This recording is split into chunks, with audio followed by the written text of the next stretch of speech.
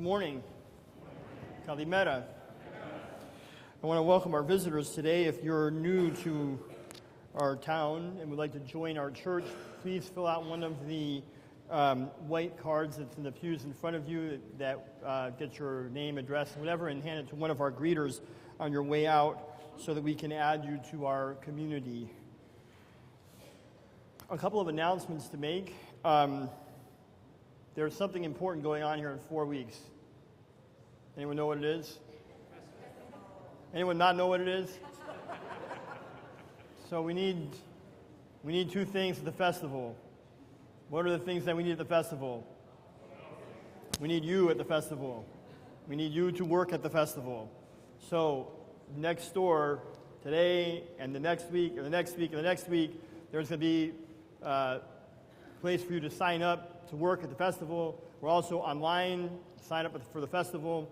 So we need you. The second thing we need is we need you to support the raffle. So that either you buy the tickets or you get someone to buy the tickets from you. So I'm lucky.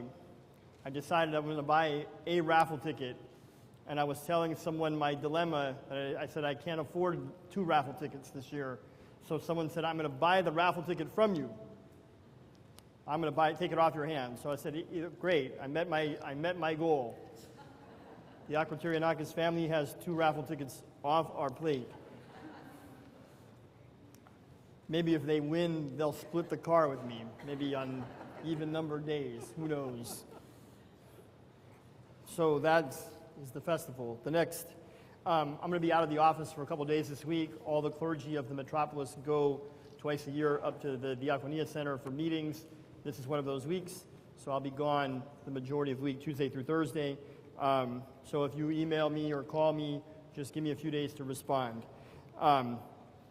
Finally, tonight we're having a young adult dinner if you're 24 to 40 and hungry, and would like to come and have some fellowship. I invite you to come to our young adult gathering. It'll be next door in the hall tonight at 5 o'clock. There's a whole treasury of things that I could talk about today, and I want to highlight just a couple of things. The first is that today is the feast of Saint Longinus. Many people don't know who that is.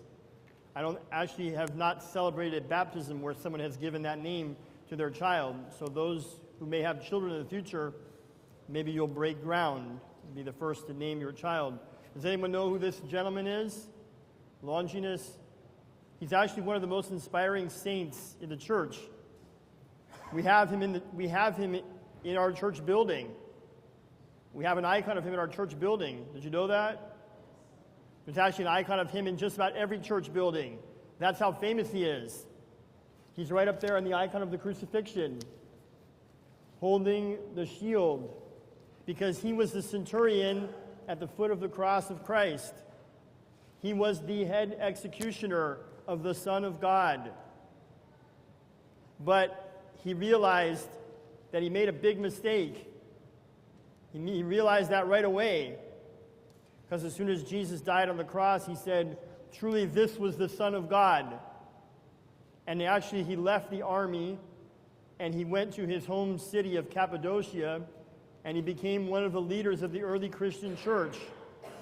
And Pontius Pilate, his former boss, was very angry with him and ordered an army of soldiers to go to Cappadocia, and they beheaded him, and he became a martyr for Christ.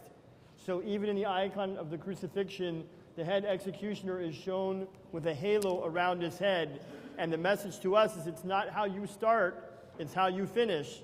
This guy did a really bad thing. I mean, what could be among the worst sins than killing the Son of God? And he repented and he became a saint. It just shows you it's how you end that is the most important. That's why he's one of the most inspiring saints in the church. And today is his feast day, October 16th. And the second thing that we celebrate on the 3rd Sunday of October is the feast of the Holy Fathers of the 7th Ecumenical Council. That was held in 787. That's the last time that all of the bishops in the world got together before the split of the churches in 1054. And they were arguing about icons. The purpose of the last ecumenical council was to talk about what is the position of icons in the church. Are they okay? Do they violate the Second Amendment? Second Amendment. That's a Freudian slip. The Second Commandment. My very, very bad. That's good. At least you're all awake. At least I know that. They violate the Second Commandment about graven images. That's good. That's on tape. You can go home and watch me make a mistake again and again and again this week on our YouTube channel. And they were arguing about this, and so one of the reasons why we read the epistle from Titus, St. Paul's letter to Titus, is because he says, avoid stupid controversies, genealogies, quarrels over the law. These things, they're not very beneficial. In fact, I was talking with a priest friend of mine this last week, and you know that right before the epistle, when the choir is singing Ios Theos, and the priest comes out and says, Dynamis, for them to sing it louder the last time.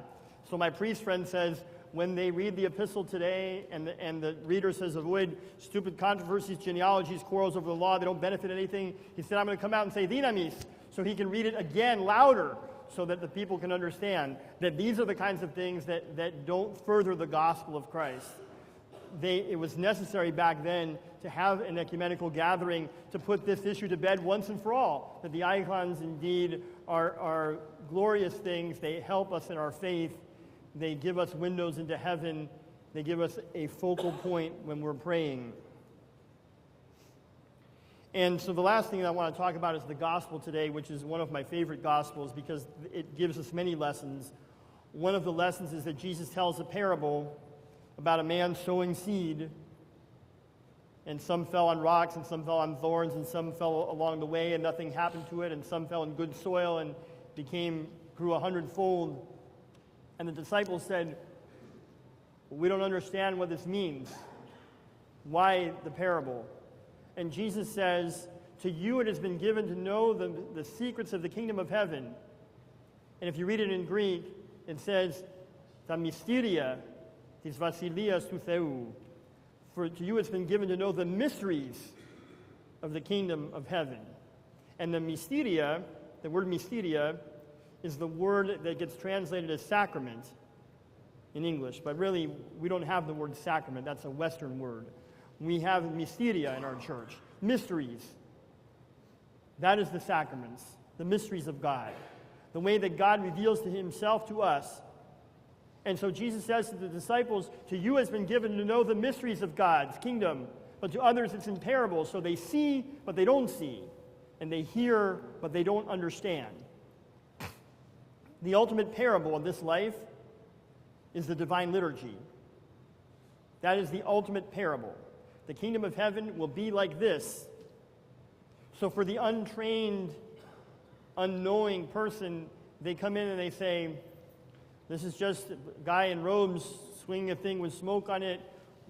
Some people are singing, others are coming in late, whatever they're doing.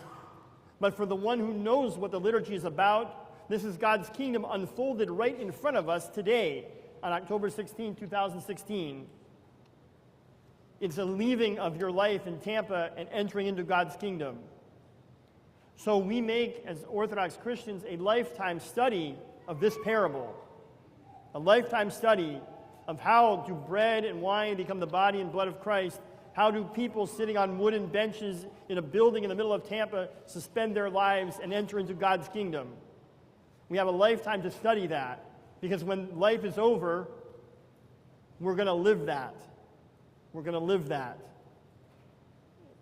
So don't be like the uninitiated that just come every week and say, this is just something we do on Sunday mornings. This is God's kingdom revealed to us in the here and now. And the second thing I want to leave you with, how many people get frustrated at their jobs? How many people have a job where people are supposed to learn and take direction, and you're supposed to advance some cause, and then that cause doesn't happen all the time? How many people have a job like that, where you're trying to do something and it doesn't happen the right way all the time? All right? So, when I was much younger, I said to my spiritual father one day, I said, I'm frustrated with my job because I give a sermon and I want all the people in the church to say, yay, we got it, Father. And they don't. They still come late. They still don't believe. They still are cynical. They still are whatever they're doing. Why doesn't one sermon just get the job done? So he opened up the parable of the sower and he said, study this parable and you will be a lot less frustrated.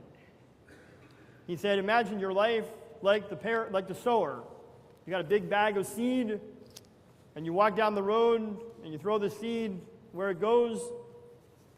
And at the end of the day, when you're tired, you put the bag down, you go to sleep. The next day, you pick up the bag, you throw the seed again. But here's the thing with that road. It's a one-way street. You never get to come back.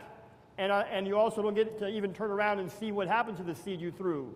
You have to just kind of throw the seed and leave it at that. And you know that some is going to fall on good soil, and some is going to fall on bad soil, and some is going to fall on thorns. Some people are going to sleep during your sermon. Some people are going to hold on to every word you say. But your job is to throw the seed. That's what your job is. It's not to convert the people. It's just to throw the seed. So if you're a teacher, how many people teach something? High school, college? If you're a teacher, your job is to create an environment that encourages your students to learn. That's the job. If you throw the seed of learning and half of your students are sleeping, that's not your fault. That's their fault. You can't make people learn. Again, your job is to throw the seed. How many people work in the medical field? All right, what's the job of the doctor and the nurse? To create an environment that encourages healthy living. So if my doctor over here tells me, Father, cut down on the sweets, exercise, he's creating the environment that encourages me to live healthy. And what if I don't listen to him? Who's at fault that I'm not living healthy? The doctor or me? I'm at fault. Right? Because the doctor's job isn't to heal me, it's to encourage me to live a healthy lifestyle. He provides the means and the encouragement. And then the rest is on me. And I could go through every career out there and tell you why that the career objective in every career is to create an environment that encourages the thing that you're doing to happen. So my spiritual father said, don't focus on how many people come to liturgy or Bible study. Focus on how many Bible studies and liturgies you're offering. That you can control. What was the goal this morning? To fill the church? What if a hurricane comes and no one wants to come to church? The goal this morning was to open the doors of a church and encourage people to come and worship. So when the first person came in to worship, then it was a successful day. Because that was the goal today. Again, I'm offering this in a sincere way so that you can take more joy in your jobs. Focus on creating the environment. Focus on encouraging people. And the results are going to be what they're going to be. They're going to be better if you're encouraging. But even with the most encouragement, some people still don't want to learn. Just like that sower throwing the seed, the one in the bad soil, it doesn't matter how much seed he threw there. So keep throwing the seed, and some of it's going to fall in the good soil.